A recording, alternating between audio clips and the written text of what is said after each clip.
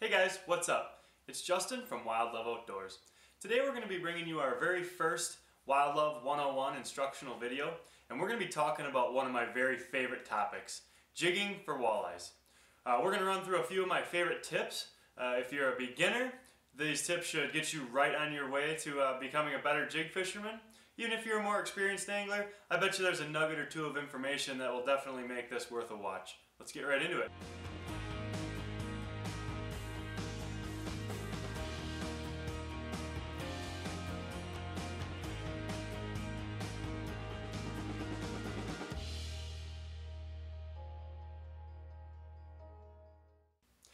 Tip number one is to always keep a tight line. Now I know every article, video, TV show, anything you've ever watched or read that talks about jig fishing tells you to keep a tight line. So why am I going to say it for the thousandth and one time? Because it's that important. It's the most important aspect of jig fishing. If you're not keeping a tight line throughout the entire jigging process, you're just going to be catching less fish, plain and simple. Why is it so important? It's so important because a walleye will almost always strike a jig as it's falling. So let's just say you're casting, for example. If you cast that jig out and you pull your rod tip up, essentially hopping the jig off the bottom, as soon as you stop pulling up, the jig is going to start sinking back down. So if you drop your rod tip right away, throwing a bunch of slack into that line, when a walleye grabs the jig as it's falling, you're not going to feel it because you have so much slack in between you and the fish. So basically, you'll do that jig, you'll drop your rod tip, and then when you go up for the next jigging stroke, that's when you'll feel the weight. And the fish now has already gotten a 2-3 second head start on you to feel that it feels unnatural. So it's really important that you keep the line tight the entire time so you feel those strikes as soon as they happen. Really the biggest thing is just to focus on not dropping your rod tip too fast. You know, when I'm casting out and jigging back, I'll pull up and I'll hold my rod right about that 11 o'clock position and just wait for the jig to just pendulum down on the line. If I'm vertical jigging, I make an effort not to drop my rod tip faster than the jig is capable of sinking. So you're dropping your rod tip in a nice, slow, controlled manner so that way you have a perfectly straight line between the rod tip and that jig the whole time. If you're doing it correctly, you should be able to feel the jig distinctly thump on bottom too as you let it back down. So if you're having a hard time, if you're doing all that, if you're really focusing and you're still having a hard time either keeping a tight line or you're not feeling bottom, there's a good chance you're probably using a jig that's just a little bit too light. So that brings us to tip number two. Tip number two is to use a heavy enough jig for the situation. Now I know everything that you've ever heard or read about jig fishing always says the same thing, right? It always says use the lightest jig that allows you to maintain bottom contact. So why does everybody say that? Everybody says that because when a walleye bites a jig, it inhales the water around it. It doesn't really bite per se. It opens up its gills and it sucks in all the water and hopefully your jig with it.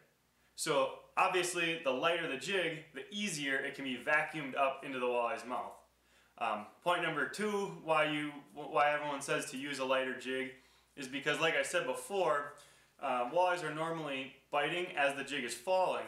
So especially in your casting presentations, when you're casting out and that jig is hopped up and is falling back toward the bottom, a lighter jig is going to sink a little slower and give the walleye an extra half second to grab it.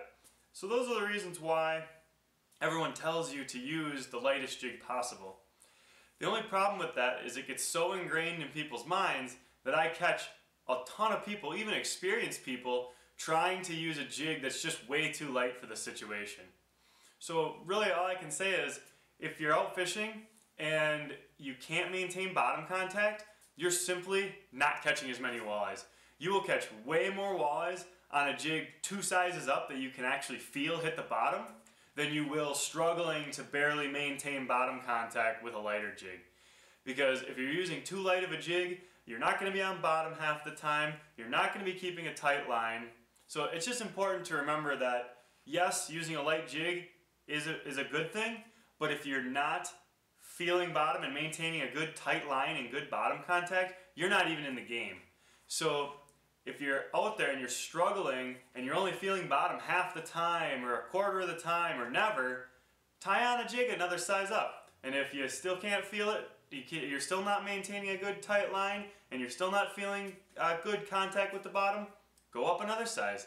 You know, if you're not on the bottom and not maintaining a good tight line and good bottom contact, you're not even in the game to begin with. So always, always, always use a jig that's heavy enough to be able to feel what you're doing down there.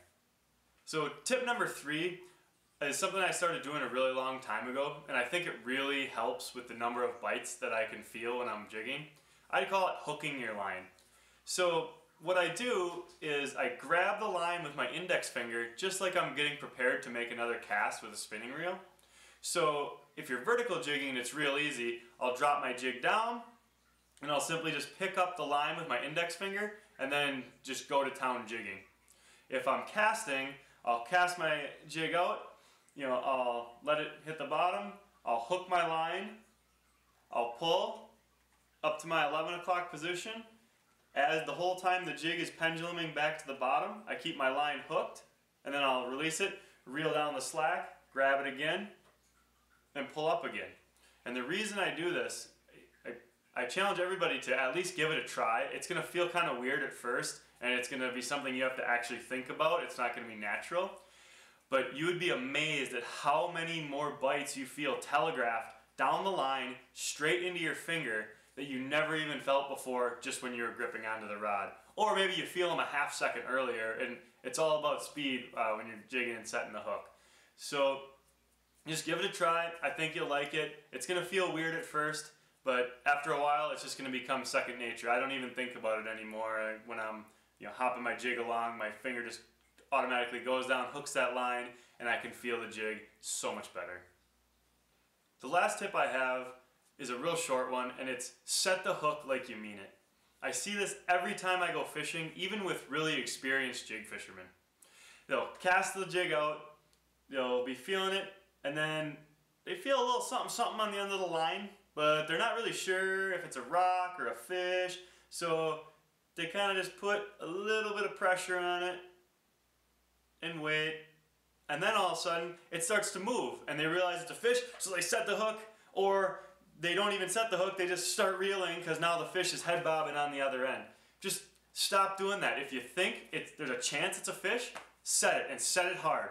The indecisiveness of sitting there and feeling is costing you so many fish you don't even realize. So hook sets are free. It doesn't cost anything to give it a jerk. If it turned out to be a rock, so be it. Who cares? But if you think there's a chance you got a fish, set the hook and set it hard. Alright guys, thanks for watching the first episode of Wild Love 101. I hope you learned something from this video. If you have some tips that you'd like to share that you think can make people a better jig fisherman, put them in the comments. I really want this to be a place where everybody can share information, learn, and become better at what we love. We'll see you guys next time.